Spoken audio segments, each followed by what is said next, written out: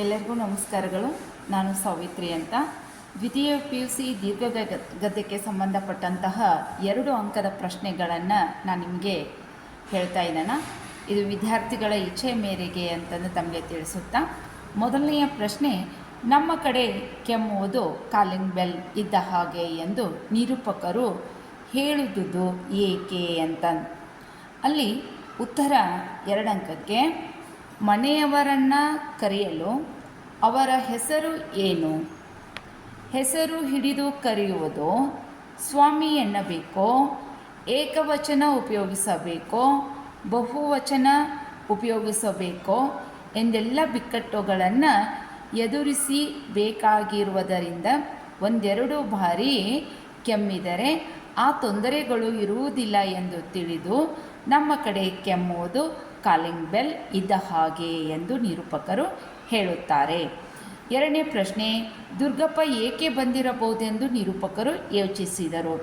ಇನಾಮು ಕೇಳಲು ಅಥವಾ ಚಂದ ವಸೂಲಿಗೋ, ಇಲ್ಲವೇ ಮನೆಯ ಉಪಯೋಗಕ್ಕೆ ಕಾಫಿ ಬೀಜವನ್ನು ಏಲಕ್ಕಿಯನ್ನು ಕೇಳಲು ಬಂದಿರಬಹುದೆಂದು ನಿರೂಪಕರು ಊಹಿಸಿದರು. 3ನೇ ಪ್ರಶ್ನೆ, ಕೃಷ್ಣೇಗೌಡರ ಆನೆ ಹುಟ್ಟಿ ಬೆಳೆದ ಬಗೆ ಹೇಗೆ? ಕೃಷ್ಣೇಗೌಡರ ಆನೆ ಗೂಳೂರು ಮಠದ ಘಟ್ಟದ ಆನೆ ಮರಿ ಹಾಕಿತ್ತು.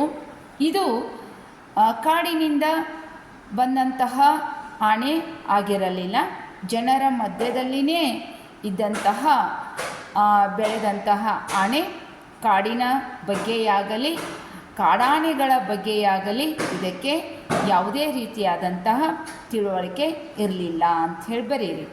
ಮಠದವರಿಗೆ ಆನೆಗಿಂತ ವೇಲಾಯುಧನನ್ನು ಸಾಗು ಹಾಕುವುದು ಹೆಚ್ಚು ತ್ರಾಸದಾಯಕವಾದದ್ದು. ಏಕೆ ಅಂತಂದು ಕೇಳಿದಾಗ, ಮಠದವರಿಗೆ ಆನೆಗಿಂತ ವೇಲಾಯುಧನನ್ನು ಸಾಕುವುದು ಹೆಚ್ಚು ತ್ರಾಸದಾಯಕ. ಏಕೆಂದರೆ ದಿನದ 24 ಗಂಟೆನೂ ವೇಲಾಯುಧ ಕುಡಿದೇ ಇರುತ್ತಿದ್ದ. ಇದರಿಂದ ಮಠದ ಸಾತ್ವಿಕ ವಾತಾವರಣಕ್ಕೆ ದೊಡ್ಡ ತಲೆನೋವು ಆಗಿದ್ದ. ಈ ರೀತಿಯಾಗಿ ದುರ್ನಡತೆಯಿಂದ ವರ್ತಿಸುವಂತಹ ಈ ವೇಲಾಯುಧನನ್ನು ಮಠದವರು ಹೊರಗೆ ಹಾಕಲು ಹವಣಿಸಿದರು ಅಂತ. ಆನೆ ಸಾಕೋದರ ಬಗ್ಗೆ ಜನರ ನಂಬಿಕೆ ಏನಾಗಿತ್ತು? ಇದು 5ನೇ ಪ್ರಶ್ನೆ.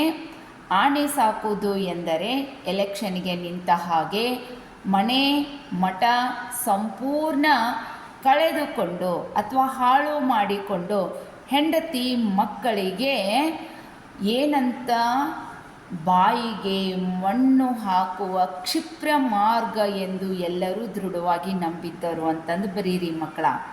ಇನ್ನು 6ನೇ ಪ್ರಶ್ನೆ, ಸೊರಗಿದ್ದ ಆನೆಯನ್ನು ಕೃಷ್ಣೇಗೌಡ ಹೇಗೆ ಸಾಕಿದ್ದ? ಮಠದಲ್ಲಿ ಬರೀ ಒಣಹುಲ್ಲು ಮೊಸರನ್ನು ತಿಂದು ಸೊರಗಿದ್ದ ಆನೆಗೆ ಬೈನೆ ಸೊಪ್ಪು, ಹಸಿ ಹುಲ್ಲು, ಹಿಂಡಿ, ಬೆಲ್ಲ, ಗೆಣಸು ಎಲ್ಲ ಕೊಟ್ಟು ಪಗಡೋದಸ್ತವಾಗಿ ಆನೆಯನ್ನು ಬೆಳೆಸಿದ ಅಂಥೇಳಿ ಬರೀರಿ. ಕಾಡಾನೆಗಳ ಹಾವಳಿಗೆ ಪ್ರಕಾಶ್ ನೀಡಿದ ಕಾರಣಗಳೇನು? ಅಲ್ಲಿ ಅರಣ್ಯ ಇಲಾಖೆಯವರು ನೈಸರ್ಗಿಕ ಕಾಡನ್ನು ಕಡಿದು ನೀಲಗಿರಿ, ಅಕೇಶಿಯಾದಂತಹ ಆನೆಗಳಿಗೆ ನಿರುಪಯುಕ್ತವಾದಂತಹ ಮರಗಳನ್ನು ಬೆಳೆಸುವುದರಿಂದ ಕಾಡಾನೆಗಳ ಹಾವಳಿ ಆಗುತ್ತಿದೆ ಎಂದು ಪ್ರಕಾಶ್ ಅವರು ಉತ್ತರವನ್ನು ನೀಡಿದರು ಅಂಥೇಳಿ ಬರೀರಿ ಮಕ್ಕಳ. ಫಾರೆಸ್ಟ್ ಡಿಪಾರ್ಟ್ಮೆಂಟ್ನವರ ಎನಿಮಿಗಳು ಯಾರ್ಯಾರು ಅಂತಂದರೆ 3 ಡಿಪಾರ್ಟ್ಮೆಂಟಿನವರು, PWDನವರು, ಕರೆಂಟಿನವರು ಮತ್ತು ಟೆಲಿಫೋನಿನವರು. ಈ 3 ಡಿಪಾರ್ಟ್ಮೆಂಟ್ನವರು ಫಾರೆಸ್ಟ್ ಡಿಪಾರ್ಟ್ಮೆಂಟಿನವರ ನಂಬರ್ 1 ಎನಿಮಿಗಳು ಅಂತಂದು. 9ನೇ ಪ್ರಶ್ನೆ 2 ಅಂಕಕ್ಕೆ, ನಾಗರಾಜ ದುರ್ಗಪ್ಪನ ಮೇಲೆ ಏನೆಂದು ರೇಗಿದನು? ಕೃಷ್ಣೇಗೌಡನ ಆನೆಯೇ ಮರದ ಕೊಂಬೆ ಮುರಿದು ಬೀಳಿಸಿದ್ದು ಎಂದು ದುರ್ಗಪ್ಪ ಪದೇ ಪದೇ ಹೇಳುವುದನ್ನು ನೋಡಿದ ನಾಗರಾಜ್ ಅವರು, ಹಾಗಂತ ಹೇಳಿಕೆ ಬರೆದು ಕೊಡ್ತೀಯಾ? ಹಾಗಿದ್ರೆ ಹೇಳು, ಅದನ್ನು ಎಳ್ಕೊಂಡು ಬಂದು ಆ ಅಂಬಾಸಿಡರ್ ಕಾರಿನ ಜೊತೆ ಕಟ್ಟಾಕಿ ಬರೆ ಹಾಕಿಸ್ಬಿಡ್ತೀನಿ.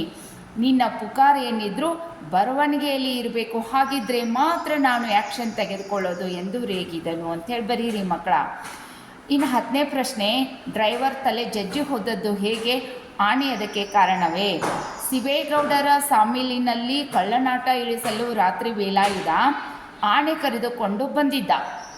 ಕುಡಿದ ಮತ್ತಿನಲ್ಲಿದ್ದ ವೇಲಾಯುಧ ಲಾರಿ ಮತ್ತು ನಾಟಗಳಿಗೆ ಸೇರಿಸಿದ ಕಟ್ಟಿದ ಹಗ್ಗವನ್ನು ಬಿಚ್ಚದೆ ನಾಟ ತಳ್ಳಲು ಹೇಳಿದ್ದರಿಂದ ನಾಟ ಸಮೇತ ಏನಾಯಿತು, ಆ ಲಾರಿನೂ ಕೂಡ ಏನಾಯ್ತಪ್ಪ ಅಂತಂದರೆ ಉರುಳಿ ಬೀಳ್ತಾ ಇದೆ.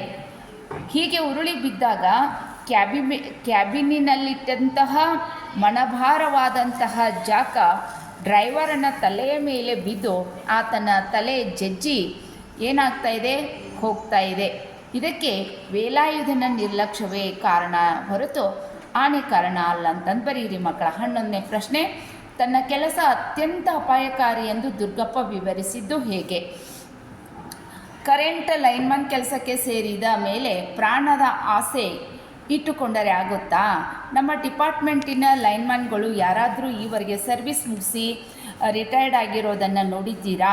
ಕರೆಂಟಿನ ಜೊತೆ ಕೆಲಸ ಅದು ಒಂದಲ್ಲ ಒಂದು ದಿನ ಎಚ್ಚರ ತಪ್ಪಿದರೂ ಅಲ್ಲಿಗೆ ನಮ್ಮ ಸರ್ವಿಸ್ ಮುಗಿದಂತೆ ಅಲ್ವಾ ಎಂದು ತನ್ನ ಕೆಲಸ ಅತ್ಯಂತ ಅಪಾಯಕಾರಿ ಎಂದು ದುರ್ಗಪ್ಪ ವಿವರಿಸಿದ.